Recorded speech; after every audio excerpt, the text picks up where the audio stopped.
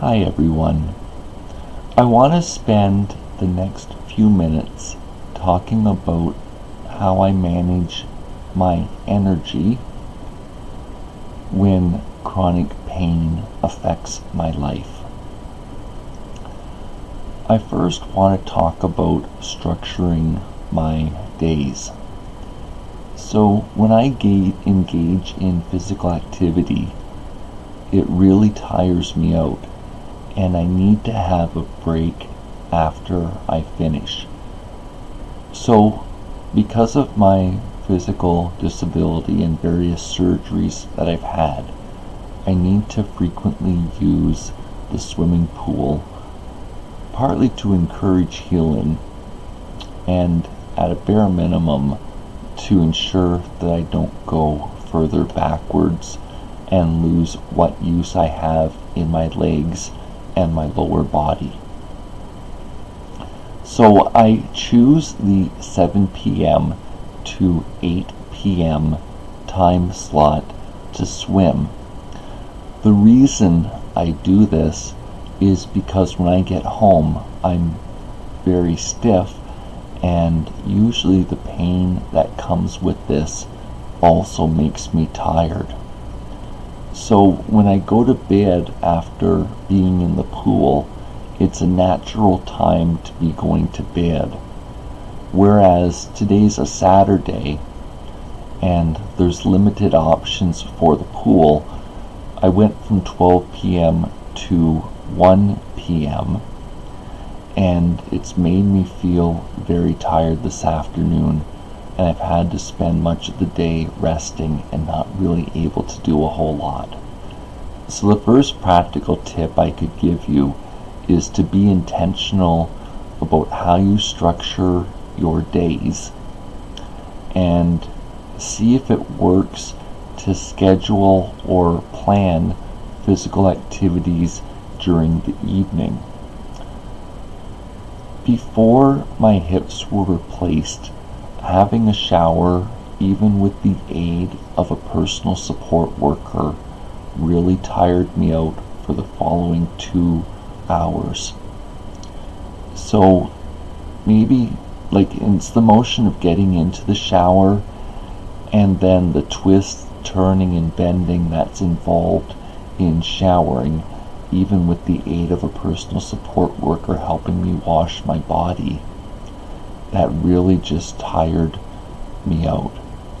So perhaps moving showering to the nighttime hours or the evening hours may be one strategy that you could consider. I still try to do some chores each day, like sweeping the floor using my power wheelchair. I do have to be very careful because it also has a very draining effect on my body, and quickly debilitates me, partly because of the pain, and then the pain making me just feel exhausted. So sweeping the floor is usually an activity that I do during the evening hours. A few other things that you could consider: one would be doing your shopping later in the afternoon or very early evening, depending on where you live and what transportation methods are available.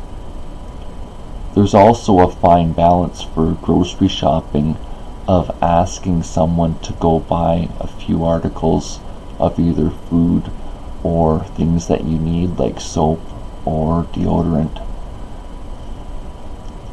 When I'm weak, I still need to take care of my mind. So there's a handful of activities that I can turn to when I'm too alert to be in bed, but way too weak to be doing anything else. So one of these that I'm doing more recently is trying to grow some of my own food using container growing. And I've got the containers set up at a height that's compatible with my body, so it doesn't involve a lot of leaning or spending to take care of. So it's actually enjoyable and doesn't leave me exhausted from the effort that it takes. Word searches may be something that would be enjoyment for some people. Solving puzzles and doing puzzles like a 1,000-piece puzzle would be good for some. I bet there's some people that would find a lot of enjoyment over building models as a way of keeping their mind occupied and avoid struggling with depression or negative thoughts. There's also the internet. You do have to be careful because you could spend your whole life on the internet and not really live and do what's enjoyable, in real life. There are groups on the internet, such as Facebook, where people join that all have a common ailment, and certainly talking to somebody who's living the same lifestyle as you has some merit to it.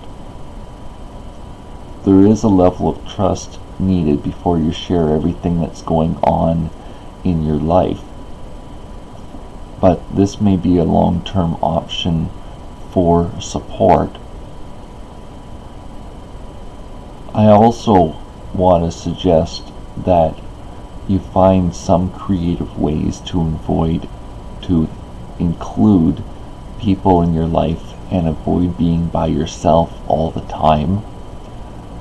If your energy is absolutely shot because of pain, one option that I would turn to would be having someone come eat a meal with you, whether it's made at a restaurant and it's been brought to your home, or if it's something that you prepare in a slow cooker, for example, or you contribute part and the person who comes contributes part of it. There's lots of options to think about. I've made friends with both youth and adults at the swimming pool, so I do get support doing this as well as the physical benefits for my body. A few other things that might be helpful.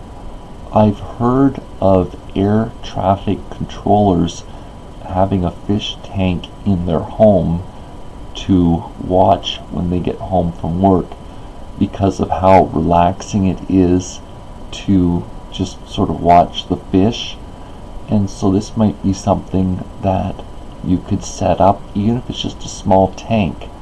There's often fish tanks sold at a second-hand store that wouldn't be too much of a financial burden.